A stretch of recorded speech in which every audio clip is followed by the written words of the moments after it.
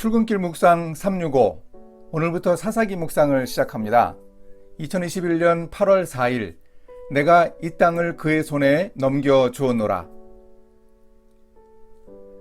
사사기는 여호수아의 죽음에 대한 기록으로 시작됩니다. 가나안 정복과 정착의 역사를 기록한 여호수아서를 뒤이은 역사의 기록이 사사기입니다. 가나안의 여러 동맹들을 와해시키고 큰 전투를 승리로 이끈 여호수아의 뒤를 이어 수행할 전투가 남아 있었습니다. 그런데 다시 머리를 든 가나안 족속들을 완전히 정복하는 일에 이스라엘은 실패합니다.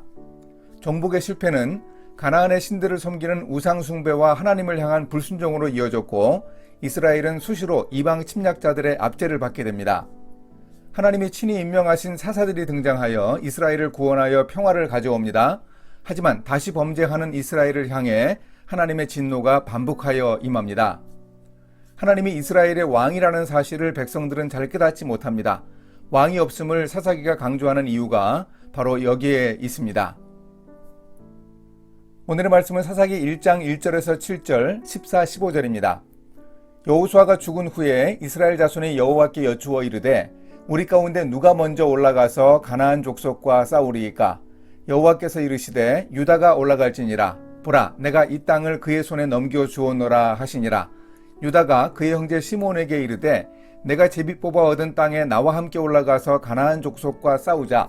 그리하면 나도 내가 제비 뽑아 얻은 땅에 함께 가리라 하니 이에 시므온이 그와 함께 가니라.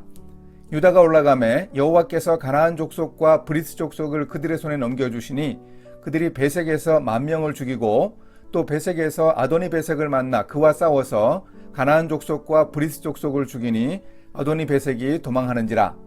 그를 쫓아가서 잡아 그의 엄지손가락과 엄지발가락을 자르매 아도니 베색에 이르되 옛적에 70명의 왕들이 그들의 엄지손가락과 엄지발가락이 잘리고 내 상 아래에서 먹을 것을 줍더니 하나님이 내가 행한 대로 내게 갚으심이로다 하니라. 무리가 그를 끌고 예루살렘에 이르렀더니 그가 거기서 죽었더라. 악사가 출가할 때에 그에게 청하여 자기 아버지에게 밭을 구하자 하고 나귀에서 내림에 갈렙이 묻되 내가 무엇을 원하느냐 하니 이르되 내게 복을 주소서. 아버지께서 나를 남방으로 보내시니 샘물도 내게 주소서 하매 갈렙이 윗샘과 아랫샘을 그에게 주었더라. 사사기는 여호수아가 죽은 후에 가나안 땅을 점령하는 일을 기록하며 시작하고 있습니다. 여호수아가 죽은 후에 이스라엘 백성들은 하나님께 기도하면서 가나안 족속들과 전쟁하여 그 땅에 대한 하나님의 약속을 이루려고 시도했습니다. 하나님은 먼저 올라가 싸우라고 지정해 주신 유다 지파에게 내가 이 땅을 그의 손에 넘겨 주었다고 하시며 그 전쟁의 주관자가 되어 주실 것을 친히 약속하셨습니다. 백성들은 하나님의 이 확고한 명령을 따라 전쟁을 수행하면 되었습니다. 이 표현은 하나님이 개입하시기에 반드시 승리하는 전쟁을 보증하는 관용구입니다.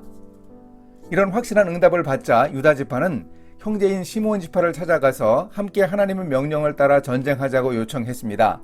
유다 지파는 가나안 사람과 함께 싸워서 땅을 쟁취한 후에는 시므온 지파의 땅을 얻을 때 자기들도 함께 가서 전쟁을 함께 해주겠다고 약속하기도 했습니다. 일종의 품앗이 작전으로 유다 지파는 예루살렘과 헤브론 등 팔레스타인 중심부의 중요한 땅들을 차지할 수 있었습니다. 이렇게 자신들의 앞길을 하나님이 인도하신다는 확신에 따라 유다 지파가 솔선수범함을 보고 이스라엘 백성들도 따라하면 되었습니다.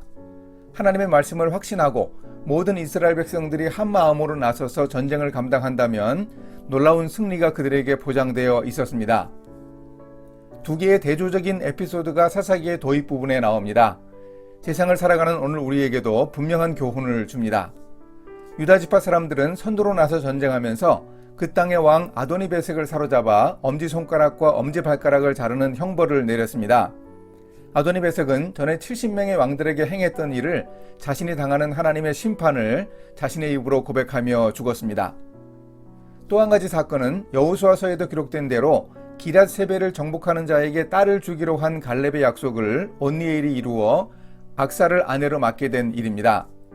갈렙의 딸 악사는 시집을 가면서 아버지 갈렙에게 밭을 구했고 또한 샘물을 구하여 얻었습니다. 당시의 땅과 샘물은 풍요와 번영을 상징했습니다. 하나님께 순종하면 전쟁에 승리할 뿐 아니라 풍요를 얻습니다.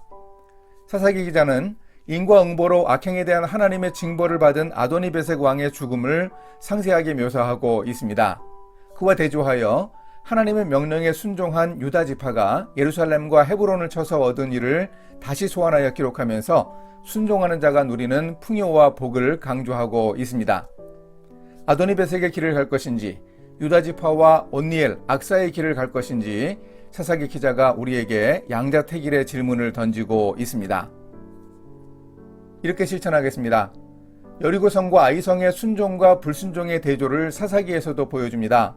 성공을 위해 물불을 가리지 않으며 잔인하게 사람들을 대했던 아도니베색처럼 살지 않겠습니다. 하나님이 앞서가심을 신뢰하며 순종할 때 주시는 하나님의 복을 기대하며 살겠습니다. 함께 기도하십니다. 하나님 아버지, 의인과 악인의 길, 순종과 불순종의 길을 잘 기억하겠습니다. 하나님이 없다는 듯 자기 힘만 믿고 살아가는 사람들을 부러워하거나 배우지 않게 해 주소서. 하나님의 인도하심과 약속을 신뢰하며 분투하겠습니다. 그래서 하나님이 주시는 복을 누리며 살게 인도해 주소서. 예수님의 이름으로 기도합니다. 아멘.